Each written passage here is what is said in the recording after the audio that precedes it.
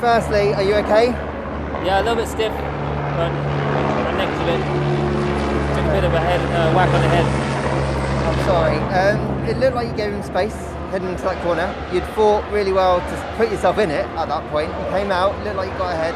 Talk me through what happened then. Yeah, well, we were obviously just ahead. We had a bit of a slow stop, but came out, braking into turn one. I made sure I left a car's whip on the outside, and I was ahead going into the corner. And next thing I know, I guess Max went over the second curb or something like that. He obviously knew at that point he wasn't going to make the corner, and he drove into me. So, and next thing you know, he's just on top of me. So, definitely unfortunate, and we'll speak to the stewards after this, I'm sure. Did you think for one point you might be able to get the car out? Is that why you stayed in, or were you not feeling great inside?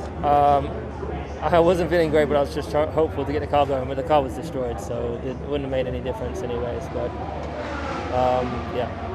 I know you're going to go and talk to Max at the stewards now, but where do you guys go from here? I